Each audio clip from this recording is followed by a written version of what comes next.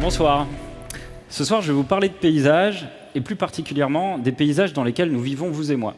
Ceux dans lesquels nous travaillons, nous circulons chaque jour, ceux qui en ce moment même sont construits, transformés ou détruits. Ces territoires en mutation constante, c'est ce que j'appelle le paysage contemporain, et ça fait une dizaine d'années maintenant qu'il est au cœur de mon travail photographique. Ce paysage contemporain, il m'intéresse parce que puisque nous vivons dedans, puisque nous le construisons, il parle finalement beaucoup plus de nous que de lui-même. Il nous permet d'observer les évolutions de notre société, presque d'entrevoir notre identité future. C'est ce que j'essaye de montrer dans mes projets, dans mes images. C'est ce que je vous propose de partager avec vous. D'abord en essayant de définir ce paysage et de voir ce qu'il peut nous apprendre sur nous-mêmes. Et puis ensuite, en tentant d'explorer la façon dont on peut le représenter et dont on peut porter sur lui un regard nouveau. Pour regarder justement ce paysage, il m'a d'abord fallu du temps pour le voir, pour le comprendre. Et il y a à peu près 10 ans, quand j'arrive aux Beaux-Arts d'Orléans, ce que je commence par faire, c'est me fabriquer ma propre définition du paysage. Pour moi, au départ, un paysage, c'était ça. Cette toile de Lolorin, peinte au XVIIe, très peu de temps d'ailleurs après que le terme paysage apparaisse. Cette toile, elle illustre parfaitement ce que les dictionnaires définissent du paysage. Et c'est en fait deux choses. C'est d'abord une réalité objective, celle d'une portion de notre espace limité qui est offert et qui préexiste au regard. C'est ensuite une représentation subjective, le tableau, l'œuvre que l'artiste décide de faire en choisissant les limites de l'espace, la technique et l'atmosphère, l'émotion qu'il veut nous transmettre. Ici, le Lorrain a choisi de peindre une scène champêtre, paisible, particulièrement belle au coucher du soleil, et il le fait le plus précisément possible, de façon naturaliste. Il est dans la dynamique de son époque, où un paysage, c'est un objet esthétique, c'est ce qui mérite d'être peint. Un paysage, c'est aussi ça. 200 ans plus tard, cette toile de Turner, elle ne semble rien avoir en commun avec la précédente, et pourtant, croyez-moi, la scène qu'il peint, c'est quasiment la même. Une campagne, avec un cours d'eau, des animaux, une lumière rasante. Mais Turner, lui, il ne veut ni représenter le beau, ni le faire précisément. Lui, il s'intéresse au mouvement des particules et de la matière dans l'air. Il nous dit donc que le paysage peut être le théâtre d'observation de toute autre chose que le paysage, qu'il devient le modèle qui porte le sujet que l'artiste souhaite traiter. Et Turner nous montre ainsi qu'il n'existe pas de vérité unique du paysage, mais autant de vérités qu'il y a d'yeux, vos yeux pour les regarder, ou d'artistes pour les représenter. Et puis dès la fin du 19e, un paysage, ça devient aussi ça. Alors qu'en Occident, dans la continuité de Turner, les peintres se dirigent peu à peu vers l'abstraction, la photographie, avec sa précision, révolutionne les représentations naturalistes, comme ici par exemple avec Ansel Adams dans la première moitié du XXe. Et il y a chez Adams toute l'intention, toute la composition, toute la lumière qu'il y avait chez le Lorrain. Et je m'arrête une seconde sur cette imagerie de Lorrain ou d'Adams parce qu'elle me semble essentielle. C'est celle qu'on a tous inconsciemment en tête, celle avec laquelle on a grandi, c'est notre référentiel. Car on ne voit un paysage réel que parce qu'on a appris à regarder un paysage dépeint. C'est pour ça que quand on voit ce lac, quand on va à la campagne, au bord de la mer, à la montagne, ça ne fait de doute pour personne que ce qu'on voit, c'est un paysage, parce que ça fait des siècles qu'en Occident, ces lieux font l'objet de représentations et que ce sont ces représentations qui ont forgé notre propre construction mentale du paysage. En tout cas, la photographie, elle va révolutionner la façon dont on documente notre monde, dont on traite son actualité. Et ça arrive dans la photo de paysage dès les années 50, ou ici avec les Wills-Balls, par exemple, dans les années 60-70. À cette époque, le libéralisme économique impose des mutations sociétales conséquentes qui s'illustrent en premier lieu dans le paysage. Pour la première fois, c'est un mode de vie qui s'applique de façon globalisée et universalisée à nos territoires. Et les éléments qui bourgeonnent et se multiplient à grande échelle, on les connaît tous aujourd'hui. Ce sont ces cités pavillonnaires ou des grands ensembles, des plateformes de stockage ou de transit, des zones commerciales ou industrielles.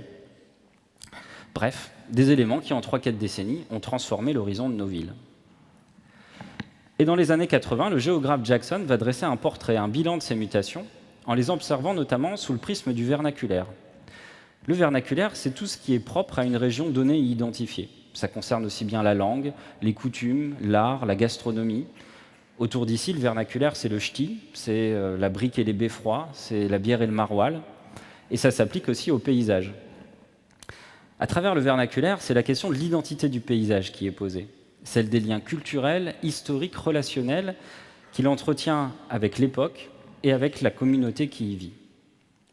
On voit donc que définir le paysage, ce n'est pas quelque chose de facile, mais qu'il peut nous apprendre beaucoup sur nous-mêmes. C'est une donnée anthropologique extrêmement complexe, puisqu'on vient de le voir, s'exprime à travers lui des enjeux à la fois politiques, démographiques, économiques, mais aussi historiques, culturels, identitaires. Comment alors le représenter en y intégrant toutes ces problématiques, toutes ces composantes? C'est la question qui m'est posée quand j'arrive aux Beaux-Arts, et notamment quand je commence la photographie avec un projet sur les territoires agricoles dans la Beauce. À l'époque, ce qui me frappe, c'est la précision chirurgicale avec laquelle la terre est travaillée. Je découvre dans le sol des motifs aussi précis que du textile, des multiplications, des répétitions de textures en fractales. Bref, une omniprésence quasi impérative de la technologie, même dans les endroits les plus banals. Mais très vite, au sol, avec mon appareil photo, je me retrouve incapable de retranscrire ce que je voyais dans sa totalité. Pour ça, il fallait que je prenne du recul, de la distance, et c'est comme ça que je décide de monter dans des petits avions pour continuer mes photos. En 2009, j'achève la série Territoires occupés sur les paysages vernaculaires dans la vallée de la Loire.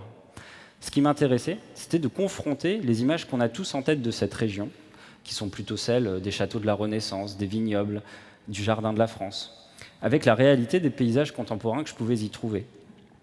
Et puis mon idée de départ, c'était d'adopter un point de vue zénital pour mettre en lumière cette précision que j'avais vue du sol avec laquelle tous ces lieux sont construits, pour qu'ils apparaissent comme des plans qui auraient été dessinés et qui correspondent au final parfaitement à ce qu'on avait anticipé.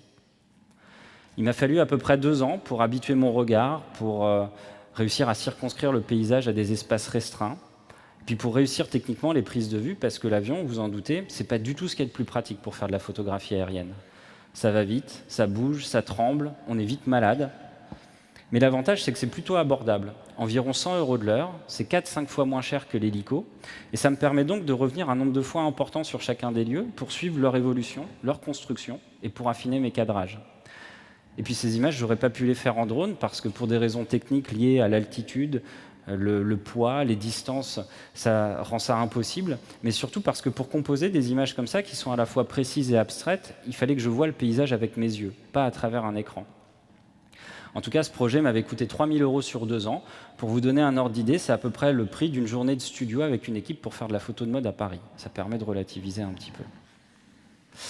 En 2010 se pose pour moi la question d'affirmer une démarche plus nette, plus personnelle dans mon travail. Et pour ça, je décide d'effacer au maximum l'aspect documentaire, d'une part pour me démarquer de ce qui se faisait dans la photographie aérienne jusqu'à présent, mais également pour me permettre d'exprimer mes propres influences picturales. Pour ça, je vais me construire et m'imposer un protocole de travail précis, que j'utilise encore aujourd'hui, et qui m'aide à fabriquer des séries cohérentes. La première étape, c'est le choix d'un territoire. Pendant 3 à 6 mois, je vais mener une recherche documentaire pour identifier les projets d'aménagement, pour appréhender les dynamiques propres à ce territoire, en épluchant la presse locale, les journaux des CCI, des agglos. De là va découler une thématique. En 2010-2011, j'ai travaillé sur le déplacement des espaces économiques entre l'axe de la Loire et celui de l'autoroute 85 qui venait de se construire autour d'Angers. En 2012-2013, j'ai travaillé sur la notion de frontière ville-campagne autour de Paris. Et en 2014-2015, je viens d'achever très récemment un projet autour d'ici, de l'Eurométropole, notamment sur la reconversion du patrimoine industriel.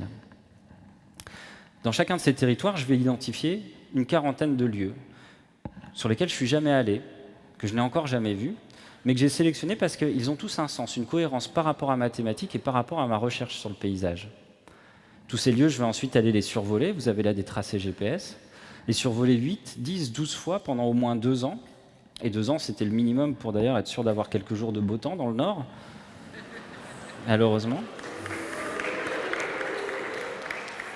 Ces territoires, je vais ensuite les survoler toujours à la même altitude, à 1500 pieds, environ 450 mètres, et avec une même optique, de façon à avoir toujours la même échelle entre chaque paysage, chaque image. Et je vais enfin les faire à la même heure, autour de midi, quand la lumière ne peut pas être utilisée de façon habituellement esthétisante, comme le coucher de soleil de l'E-Lorrain de tout à l'heure, mais qu'au contraire, elle écrase les couleurs, elle annule les reliefs, elle aplatit le paysage. Et la platitude que j'obtiens me permet de livrer une vision particulièrement objective. Donc grâce à ma sélection des lieux et grâce à ce protocole de prise de vue, j'ai une façon, ma façon de représenter le paysage, en y intégrant toutes ces problématiques, toutes ces composantes qui le façonnent. Et pour autant, le résultat converge vers une grande abstraction. S'introduit alors la question du regard, et le jeu qui se crée avec l'abstraction va devenir un véritable terrain d'expérimentation plastique et conceptuelle. Plastique tout d'abord parce que ça me permet d'exprimer ces influences dont je vous parlais tout à l'heure et que je puisse plutôt dans la peinture expressionniste abstraite, chez Soulages, Noland, Newman, De Stael, Tapies, pourquoi pas Roscoe ici encore par exemple. Et puis conceptuellement, l'abstraction se révèle extrêmement riche dans le dialogue qu'elle entretient à la fois avec la photographie et avec le paysage. Dans toutes ces images, rien n'est retouché, rien n'est ajouté ou supprimé, et pourtant quand on les voit pour la première fois, on pense plutôt à un dessin ou à une peinture. L'abstraction permet donc de questionner la capacité du médium photographique à représenter le réel, puisqu'ici on ne peut pas vraiment dire si ce qu'on voit est réel. Et quand Damien Selos m'a proposé d'intervenir à STEDx, il m'a dit « Ce que j'aime dans tes images, c'est que ça ne ressemble plus à des paysages. » Et c'est vrai que là, on est bien embêté pour décrire ce qu'on voit, presque incapable de le comprendre. L'abstraction permet donc également de questionner la capacité du réel à produire lui-même du sens. On peut même se demander si tous ces paysages, si ce parking abandonné avec ce tas de terre s'inscrit toujours à un principe d'identité. Je parlais du vernaculaire tout à l'heure. Ici, on ne peut pas dire si on est à Chicago, à Shanghai ou à Rio, alors qu'on est à Villeneuve-d'Ascq, à 5 km d'ici. Ou là, à Croix, une toiture avec des rustines noires. Là encore, au nord de Courtrai, un stockage de charbon avec de la chaux. Là, on pourrait se penser au milieu du Sahara, mais c'est une carrière de calcaire au sud de Paris. Et là, est-ce que vous avez une idée? Si je vous dis que c'est à côté d'Angers, ça ne va pas vous aider beaucoup. Et moi-même, il m'a fallu beaucoup de temps pour comprendre que ce circuit servait entre autres aux camions à s'entraîner à passer des ronds-points. Et tous ces lieux, pour moi, toutes ces images, elles sont d'ailleurs d'autant plus intéressantes qu'elles ne sont justement pas faites à Chicago ou à Shanghai, là où on serait finalement moins surpris. Et c'est pour ça que je continue à travailler dans des régions petites, avec une identité très forte, et où on ne s'attend pas du tout à trouver ces endroits. Parce que je disais tout à l'heure qu'il n'y avait pas de vérité du paysage, mais il y a en revanche des tendances qui s'observent, et sa globalisation est peut-être la plus marquante. On aménage aujourd'hui nos territoires selon des formes, des schémas identiques, pour des raisons et des usages identiques. Le paysage est bâti pour répondre à des problématiques d'urgence, de rentabilité, d'efficacité, et il n'a plus le temps de prendre en compte les particularités historiques ou culturelles des populations qui y vivent. C'est comme si le vernaculaire n'avait plus sa place. Et puis je ne sais pas si vous avez remarqué, mais dans toutes ces images, il n'y a personne. Les lieux semblent déserts, vidés, déshumanisés. L'homme y est absent, mais il est aussi partout à la fois. Alors certes, c'est un peu volontaire, mais ça me permet de mettre en exergue un paradoxe qui s'introduit dans le paysage. C'est que la plupart des lieux qu'on construit aujourd'hui ont pour objectif premier de rassembler un maximum de monde dans des endroits où nous venons pour être seuls. Les parkings, les grandes surfaces, les halls d'attente, le métro, l'autoroute, le TGV. De quoi questionner la capacité de ce monde contemporain à produire du vivre ensemble. D'ailleurs, quand on voit une image comme celle-ci, ce n'est pas le vivre ensemble qui saute aux yeux. Vous me direz que ce n'est pas le paysage non plus d'ailleurs, et c'est vrai qu'il y a plein de mots qui nous viennent pour décrire ce qu'on voit, mais aucun n'appartient au vocabulaire du paysage. C'est comme si ce lieu sans identité, cette friche avec ses flaques d'eau noire à côté de Tournai, avait perdu ses prérogatives, comme si elle n'existait que dans sa disparition, ou ne se remarquait que par son absence du paysage. Et vous ne méprenez pas, ce que je dis, ce n'est pas un jugement. C'est simplement la réalité d'un temps accéléré et d'un temps dont l'influence sur le paysage est pour nous d'autant plus complexe à assimiler. On a à peine eu le temps de voir, de comprendre ce monde qui nous entoure, que déjà demain, il aura un visage différent. Alors comment le représenter? Comment porter sur lui un regard nouveau? Il n'y a pas de bonne réponse à ces questions. Mais ce que cette image nous dit, c'est que l'abstraction picturale est peut-être ici la seule finalité possible pour regarder et représenter un monde devenu lui-même abstrait. Pas abstrait dans ses gènes, parce qu'il n'y a rien de plus concret que ces bandes d'asphalte qui sont tirées sur le sol, mais abstrait pour notre regard. Je disais tout à l'heure que le paysage qu'on voit, celui qu'on comprend, c'est plutôt celui de Le Lorrain ou d'Adams. Pourtant, ces lieux que je prends en photo, ils sont partout autour de nous, partout dans notre quotidien, partout à l'entrée de nos villes. Mais on ne les voit pas. C'est comme s'ils disparaissaient de notre vision aussi vite qu'ils s'installaient sur notre horizon. Le référentiel qui nous permet de les accepter reste à créer, la sémantique à inventer. Et pour répondre à ça, mon choix a été de proposer des photographies abstraites, surtout d'ailleurs pour éviter une vision nihiliste ou catastrophiste de ce monde.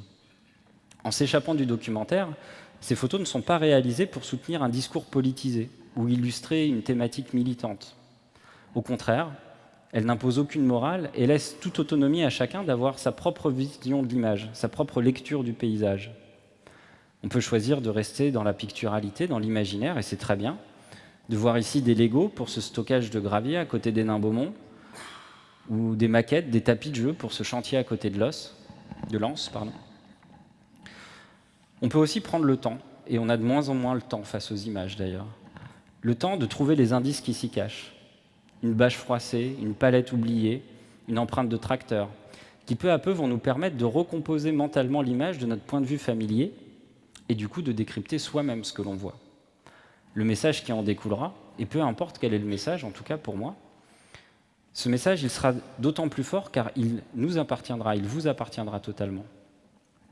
Et là est peut-être d'ailleurs la seule ambition de mon travail, transfigurer le paysage pour décaler le regard et montrer ainsi un monde en constante mutation, un monde de plus en plus invisible, car de plus en plus abstrait.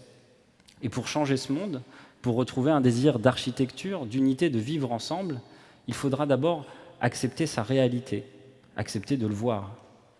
Pour vous comme pour moi, regarder le paysage devient presque une introspection. C'est en tout cas plus que jamais un véritable exercice de sincérité. Merci.